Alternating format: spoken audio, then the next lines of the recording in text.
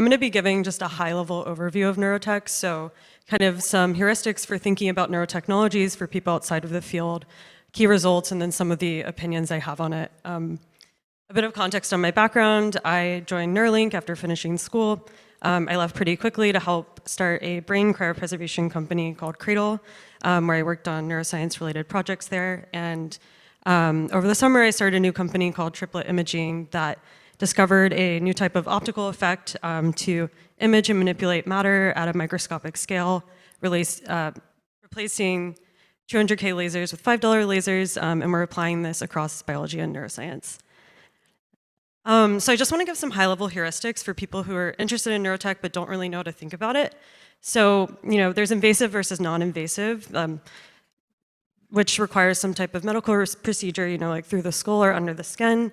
Medical versus consumer. So I think the key thing to consider with medical is that this requires some type of FDA approval, which can, add upwards of like $100 million to bringing the technology to patients, and also add multiple years of clinical trials.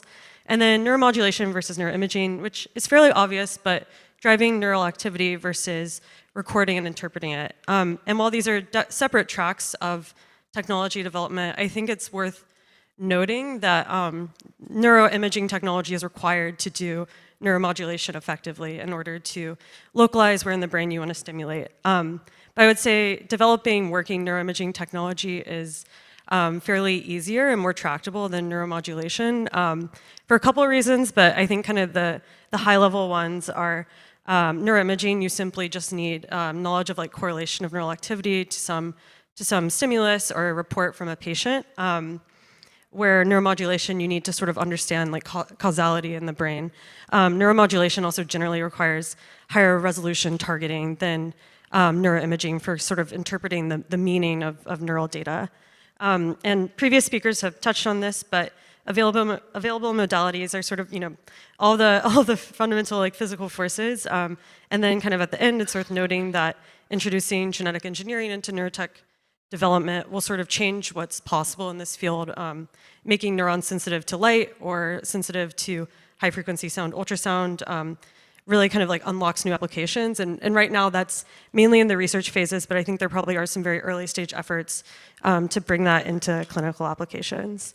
And I think there's like a lot of, especially in technologist circles, like a lot of lore and excitement about the future of neurotech. But as someone working in the field today, I would say 99% of neurotechnology is being developed for medical purposes, and I think the people within these companies see themselves as working on, a medical device for someone with, significant, physical or cognitive disability.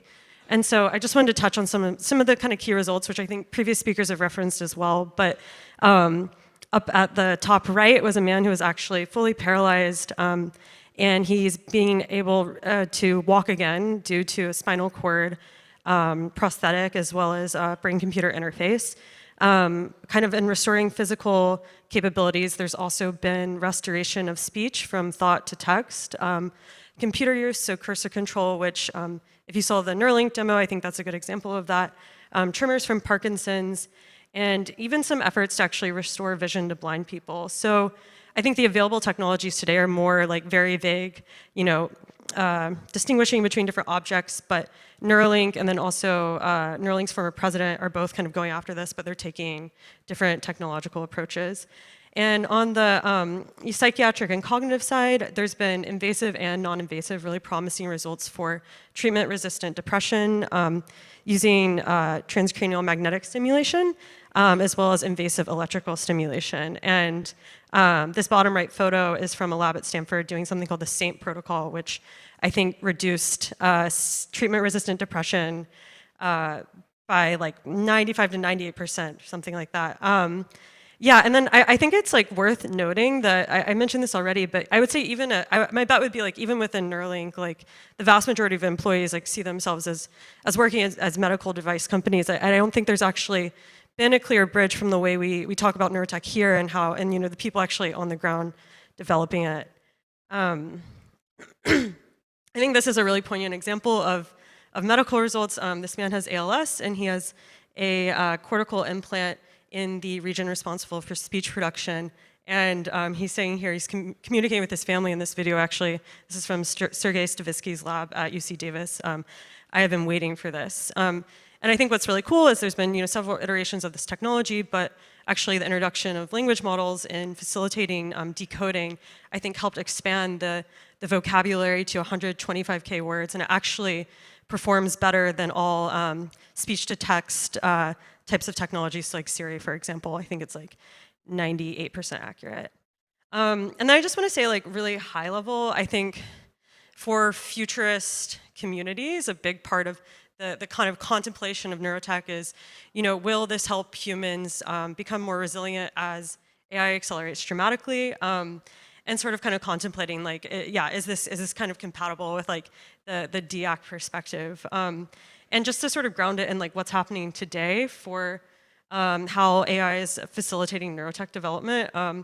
As mentioned, it's improving decoding pretty dramatically. So this is fMRI data. The top two images are the actual images that subjects were looking at, and the bottom two were reconstructions from their neural data, and those were greatly facilitated by the incorporation of a diffusion model into facilitating decoding. But I would say there's basically like no interesting progress in how integration of AI can better facilitate neurostimulation. And I think like kind of the gold standard for a really interesting demo would be like, could you transfer representations in a model into a biological brain? I know of like some very early stage efforts to get this going, but like I haven't really seen anything for it. And then just to wrap up, I didn't talk about consumer neurotech at all. So neurotech developed for the general public without a medical use, and I would say because I actually don't think there's like anything interesting there yet. I would expect the first general use consumer neurotechnology to be non-invasive neuroimaging for computer use, but there's actually like very few, if you kind of look at the bandwidth and the latency that you need for kind of high bandwidth closed loop computer interaction that actually does better than our existing tools. I think there's only a couple technical paths forward, and I'm kind of hopeful or would expect there'll be like some breakthroughs in this in the next maybe 5-ish years. I'm familiar with some people working on it, but I really think for it to be integrated into broader society, it does actually need to outperform existing tools. And then I'll just close and say that, I'm working in like a very, very technical field right now, but I'm always kind of wondering like how, I'm interested in developing technologies to, enhance human empathy, human self-expression, and communication between people. And I'm trying to kind of understand how neurotech can fit into or enhance that, if at all. And I think, this merge with AI narrative will definitely strengthen, and there's, a lot of interesting aspects to that, but I'm really interested in sort of understanding and deepening, the kind of first-person human experience. But and I have like a very long, like kind of technical explanation of the different heuristics that I mentioned that I can kind of share online later at some point. But yeah, thank you. Thank you, Mackenzie. That was awesome. Next up, we will have Nathan Cheng talking about the accelerator.